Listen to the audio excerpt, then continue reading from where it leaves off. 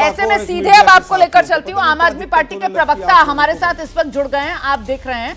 हम रुक कर लेते हैं।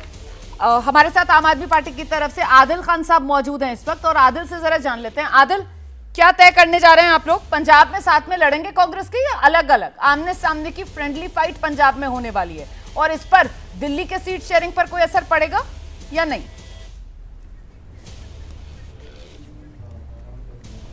देखिए रोमाना जी, आम आदमी पार्टी पूरी तरीके से इंडिया अलायंस के साथ खड़ी है, और इंडिया अलायंस के साथ खड़े होने का मतलब यह है कि हम पूरे अलायंस के साथ मिलकर चुनाव लड़ने जा रहे हैं।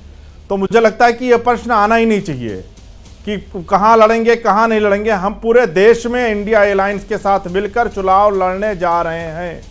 अभी भारतीय जनता पार्टी के प्रवक्ता गाना सुना रहे थे, सत्ता में बैठकर सत्ता के लोग गाना सुना रहे हैं, तभी तो इस देश के लोग बेरोजगारी से जूझ रहे हैं, तभी यह देश महंगाई से जूझ रहा है, तभी इस देश के महिलाएं परेशान है, किसान परेशान है, नौजवान परेशान है, छात्र परेशान है, और तो और अब तो किसान के ट्रक ड्राइवर तक के परेशान घूम रहे हैं। तो जो सत्ता में जिनको जिम्मेदारी दी गई थी, जो बड़े बड़े वादे और बड़े बड़े जुमले बोलकर आए थे, आज वो इस तरीके से अहंकार में चूर हैं कि वो गाना सुना रहे हैं चैनल पर बैठकर। इससे ज्यादा शर्मनाक क्या हो सकता है रोमाना जी? आदिल भाई, और रही बात इंडिया अलायंस की, और आदिल भाई एक सेकंड सुनिए तो, क्योंकि आप गाना सुनकर इतना नाराज हो गए, मैं बस ये याद दिलाना चाह रही थी कि वो दिल्ली में शपथ ग्रहण हुआ था, और वहां पर बाकायदा भरी सभा में मतलब सबको गाना गवाया गया था। खुद किन्होंने गाना गाया था?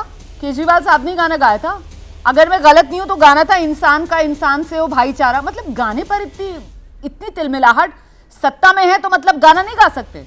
नहीं गाने मतलब गाने को लेकर आपकी नाराजगी, आपके मुख्यमंत्री भी गाना गा चुके हैं ना? हाँ। देखिए हमारी नाराजगी, हमारी कोई नाराजगी नहीं है रोमाना जी। देखिए हमारी कोई नाराजगी नहीं है। हम तो बड़े प्यार से और बड़े सम्मान से भारतीय जनता पार्टी के लोगों से पूछना चाहते हैं कि 9 साल पहले आपने 2 करोड़ रोजगार देने का वादा किया था, 18 करोड़ रोजगार कहां है? आपने 350 रुपए में गैस के सिलेंडर का देने का वादा किया था, वो कहां है? 35 रुपए में पेट्रोल और डीजल बेच रहे थे, वो कहां है? आप महिला सम्मान की बात करते क्यों नहीं मिला? आपने किसानों की आय दुगनी करने की बात की क्यों नहीं हुआ? के लिए सीट शेयरिंग में दिल बड़ा दिखाएंगे ना, मतलब क्योंकि तो आम आदमी पार्टी और कांग्रेस पंजाब में वहां पर तो दोनों की तरफ से कहा जा रहा है 13 सीटों पर हमारा क्लेम, 13 सीटों पर हमारा क्लेम। अब इतने बड़े सवाल हैं, और ये सवाल आप बता रहे हैं जनता के सवाल हैं, इन सवालों को आप उठाना चाहते हैं, तो फिर तो बड़ा दिल दिखाकर, क्योंकि 2019 वाला फॉर्मूला जो सीटों का कांग्रेस चाहती है, उस लिहाज से आपको पंजाब में कांग्रेस को बड़ा भाई मानना चाहिए। मानेंगे ना आदिल जी? दिल्ली में भी पंजाब में भी कांग्रेस को बड़ा भाई। देखिए हम आम आदमी पार्टी, ये राज्यों का चुनाव नहीं है, हमारा गठबंधन लोकसभा चुनाव को लेकर है।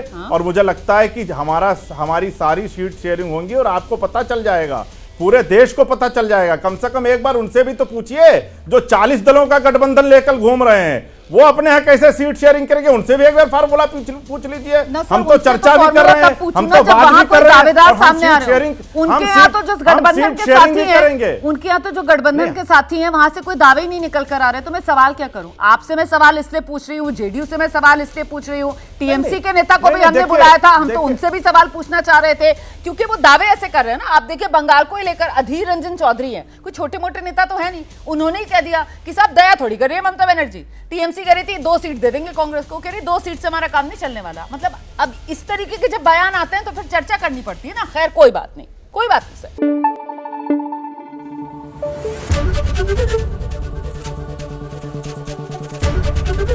एबीपी न्यूज आपको रखे आगे।